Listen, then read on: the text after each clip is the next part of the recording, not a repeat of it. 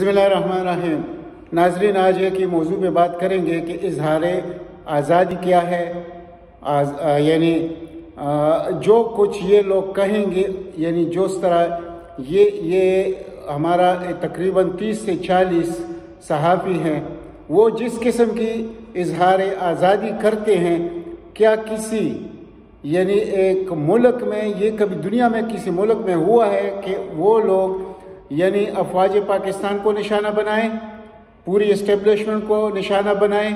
وزیر اعظم کو اور اس کی کابینہ کو نشانہ بنائیں، لیکن نام دیا جائے کہ یہ تو اظہار رائے ہے، اس پر پابندی نہیں لگائی جا سکتی۔ اور پھر اس میں مزید یہ ہوتا ہے کہ ہمارا اسلام آباد ہائی کورٹ ماشاءاللہ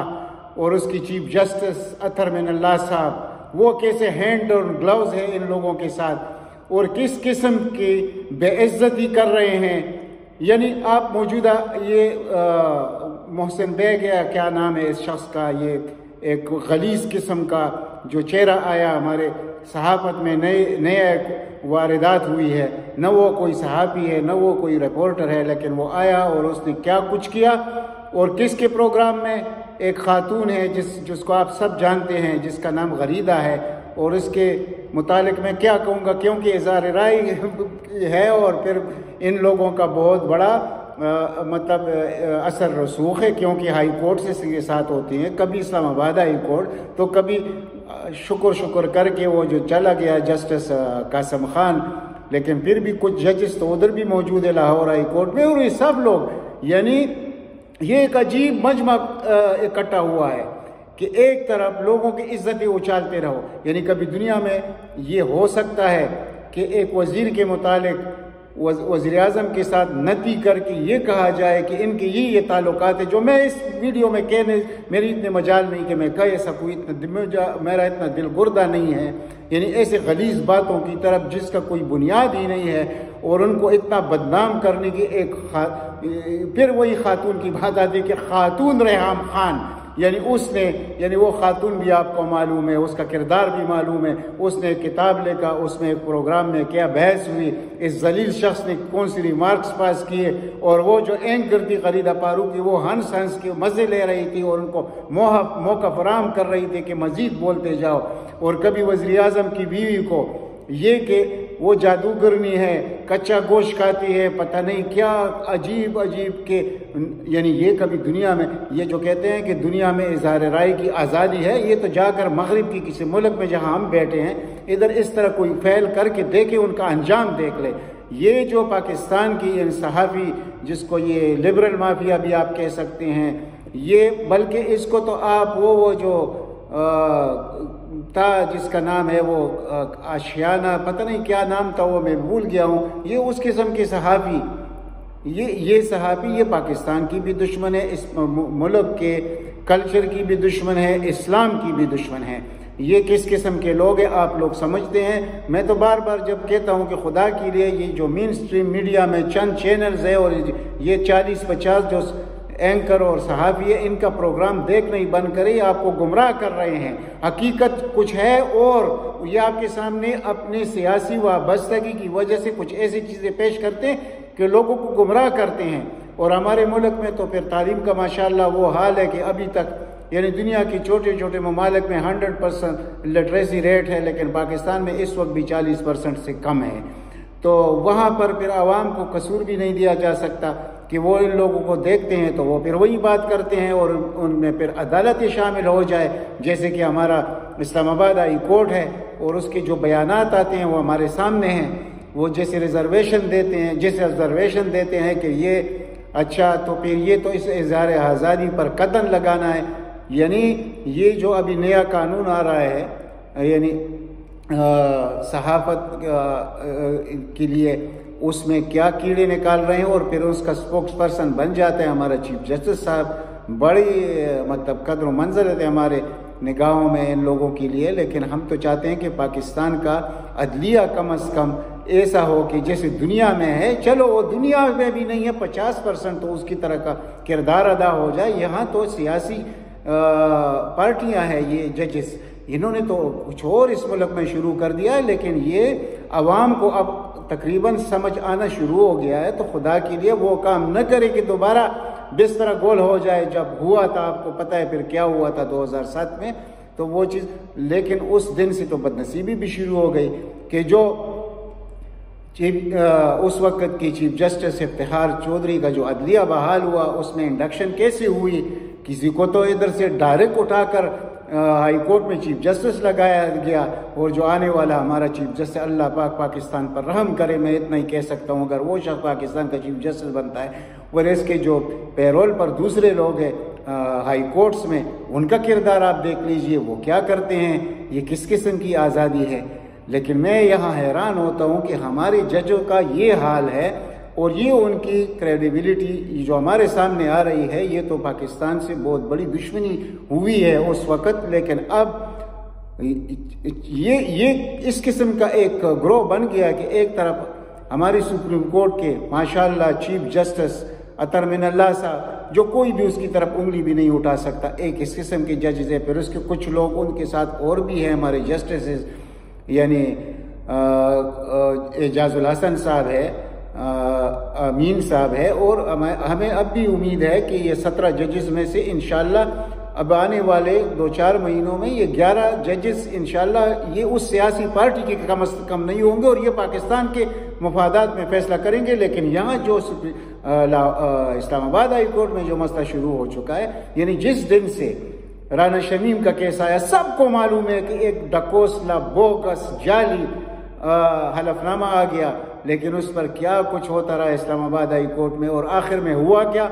جو کمزور تھا اس وقت کمزور ہے، جب کسی وقت جج تھا، اس وقت کمزور ہے رانا شمیم، اس پر تو وہ لگا دیا گیا کہ یہ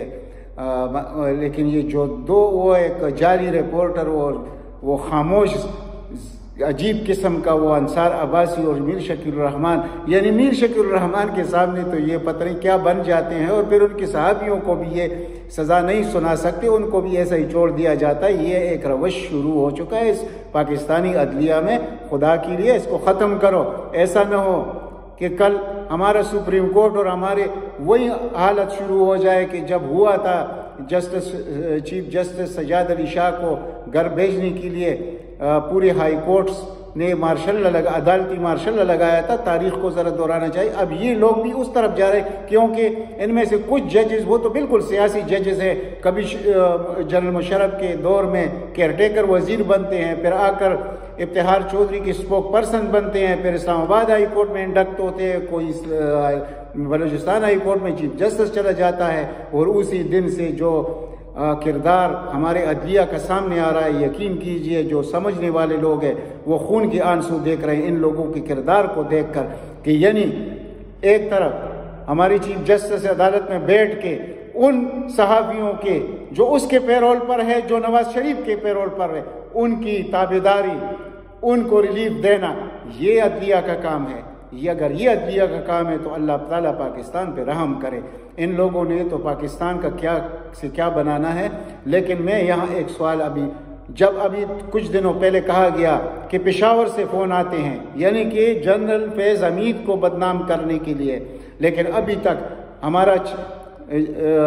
جنرل باجوہ صاحب بھی خاموش ہے، ہمارا سپریم کورٹ بھی خاموش ہے،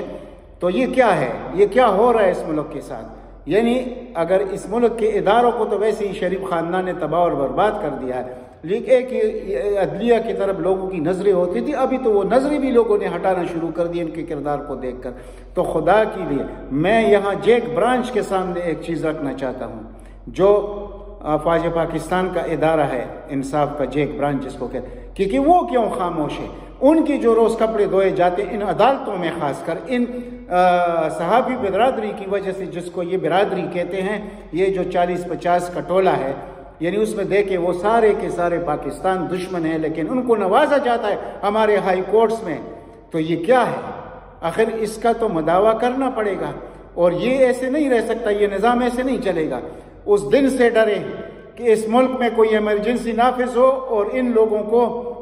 سیدھا کرنے کے لیے الٹی انگلی سے پھرگی نکالنا شروع ہو گئے، تو پھر دیکھیے یہ کوئی بھی عدالتی نظام تب ہوتا ہے جب اس کے پیچھے افواج کھڑے ہوتے ہیں۔ تو اگر اس طرح کے افواج پاکستان کے خلاف اس طرح ریمارکس آتے ہیں عدالتوں میں، پھر ان صحافیوں کو یعنی ریلیف ملتا ہے جو پاکستان دشمن ہے۔ میں اس میں کوئی آر نہیں سمجھتا کہ میں یہ کہوں کہ پاکستان جو ہے تو ہے، اس میں کوئی شک نہیں ہے، لیکن اللہ نے ہمیں پہلی دفعہ ایک لیڈر عطا کیا ہے اس موجودہ وزیر اعظم کی شکل میں، تو کیا اس کو ڈیریل کرنا، اس میں یہ ہمارے عدالتیں شامل ہیں؟ وہ تو صاف نظر آ رہا ہے اسلام آباد ہائی کورٹ کا کردار دیکھ کر، ہم تو کیا کہیں گے اس کے علاوہ؟ تو جو بھی کوئی مسئلہ آتا ہے افواج پاکستان کے خلاف یا حکومت کے خلاف، تو یہیں سے اس کو ریلیف مل جاتا ہے۔ یہ کیا ہے؟ یعنی پاکستان کے ساتھ کیا گیم ہونے والا ہے؟ تو پھر وہ وقت بھی آ جائے گا، ان لوگوں نے اگر اپنے عادات نہیں بدلائے، ہماری جوڈیشری نے، یقین کیجئے گا یہ ملک 20 سال تک پھر کوئی نام بھی نہیں لے سکے گا۔ نئے انتخابات ہوں گے اس ملک میں، کچھ اور ہو جائے گا، اور شاید کچھ الفاظ میں تو میں یہ بھی کہہ سکتا ہوں کہ وہ یعنی جتنے ہمارے ادارے تباہ ہو چکے، اس کا ٹھیک بھی تو ہونا ہے، تو جب ٹھیک ہونا ہے تو پھر وہی طریقے استعمال کرنے ہوں گے۔ تو ان کو خود سوچنا پڑے گا، یہ جتنے ہائی کورٹس ہیں ہمارے پاکستان کی، ان کو، اور کچھ جو بیٹھی ہوئی سپریم کورٹ میں چند ججز ہیں جس میں 8-9 تو بالکل سب ظاہر ہے، سب دنیا کو معلوم ہے ان کے ہمدردیاں کس کے ساتھ ہیں، جنہوں نے اس ملک کو تباہ اور برباد کیا، ان کے اداروں کو غرق کر دیا، اس ملک کو لوٹ کر کیا کچھ کیا اس ملک کے ساتھ، اور ان لوگوں کو پھر بھی وہاں سے ریلیف ملنے والی ہے۔ آخر میں ایک بات اور کہنے جا رہا ہوں کہ یہ جو مریم نواز کا کیس لگا ہوا ہے اسلام آباد ہائی کورٹ میں 2 ممبر بینچ کے سامنے، اس میں مریم نواز نے بری ہونا ہے، یہ فیصلہ ہو چکا ہے اسلام آباد ہائی کورٹ کا۔ یہ جو جعلی حلف نامہ آ گیا، جعلی ویڈیوز آئے، اس کی طرف لوگوں کا رجحان دلا کر کے ہم تو یہ بھی پوچھ رہے ہیں، تو اس وقت یہ پلانا جسٹس اس بینچ کا حصہ نہیں تھا، یہ سب کچھ ایک سازش کے تھرو ہو رہا ہے۔ اور یہ میری بات نوٹ کیجئے گا کہ یہاں سے ایک کنوکٹڈ مجرمہ کو یہاں سے سہولت ملے گی اسلام آباد ہائی کورٹ سے، لیکن ہم میں جب تک جان ہے ہم اس کے مقابلے میں کڑے رہیں گے، جو بھی ہمارا جتنا بھی بس چلتا ہے وہ ہم چلاتے رہیں گے، اس طرح منمانی کرنے نہیں دیں گے، اس طرح پاکستان کی دشمنی کرنے نہیں دیں گے۔ یہ پاکستان کی دشمنی ہے، پاکستان کے اداروں کو تباہ کرنا تھا وہ تو ہو چکا، مزید ہمارے ہائی کورٹس اس میں ہینڈ اینڈ گلاؤز ہے اس خاندان کے ساتھ، ان صحافیوں کے ساتھ جو پاکستانی دشمن ہے۔ تو اگر یہ سب کچھ ہوتا رہے گا اور عوام خاموش رہیں گے تو یہ پاکستان کے ساتھ بہت برا ہوگا، اس کی ریئیکٹ کرنا ہوگا، ان کو حقیقت ان کے سامنے لانی ہوگی، یہ حقیقت کو سمجھتی بھی ہیں، ہم سے بہتر سمجھتے ہیں کہ یہ اپنے کردار سے کیا ثابت کرنا چاہتے ہیں اور کیا حاصل کرنا چاہتے ہیں۔ یعنی یہ کہ ریٹائرمنٹ کے بعد نواز شریف کی حکومت ہوگی تو ہم کہیں ہو، اور پھر آپ سمجھتے ہیں میرا کیا مطلب ہے، یہ سے ابھی نہیں ہوگا، یہ فیصلے بھی ہو چکے ہیں، ابھی یہ مسئلہ آگے نہیں جائے گا کہ justice Raza Khan chief election commissioner بنے گا، اور پھر وہ کچھ ہوگا جو 2018 کے الیکشن میں آج تک عوام کو یہ پتہ نہیں ہے کہ اس الیکشن میں 22 سیٹیں کم کی گئی تھی پی ٹی آئی کے، اور اس کا خمیازہ آج پورے قوم کو بھگتنا پڑ رہا ہے۔ آج وزیر اعظم کے ہاتھ یہ باندھی ہوئے ہیں، وہ کچھ کر نہیں سکتا، یہ اس کا ریزلٹ ہے۔ اسی لیے عوام کو چاہیے کہ خدا کے لیے ہوش کے ناخن لو، اس شخص کو مضبوط کرو، اس کو اکثریت دو آئندہ الیکشن میں، تاکہ یہ ادارے، اس کا تو کچھ کرنا پڑے گا، اور جس ملک کی عدلیہ اس نہج پر پہنچ جائے تو پھر اس کا انجام اس ملک کا کیا ہوتا ہے۔ تو ہماری کسی سے دشمنی نہیں ہے، ہمارے سر آنکھوں پر ہمارا سپریم کورٹ، ہمارا چیف جسٹس عمر عطا بندیال، اللہ تعالیٰ اس کو وہ فیصلے کرنے کی توفیق عطا فرمائے جس سے عوام کو بہت بڑی امیدیں ہیں، اور اس کے ساتھ ہی ججز سے، لیکن ان کو یہ بھی دیکھنا ہوگا کہ ان کی نیچے ہائی کورٹس میں کیا کچھ ہو رہا ہے اس ملک کے خلاف، یہ سب کچھ اس ملک کے خلاف ہو رہا ہے۔ یہ صرف یہ نہیں کہ شبر شریف خاندان کو نوازا جا رہا ہے، یہ اس ملک کے ساتھ تباہی بربادی اس ملک کے لیے یہ سمیٹ رہے ہیں، تو یہ تو کرنا ہوگا۔ اب تک اتنا ہی، انشاءاللہ ملتے ہیں اگلی ولاگ میں۔ اللہ تعالیٰ آپ سب کو اپنے حفظ امان میں رکھے۔ والسلام۔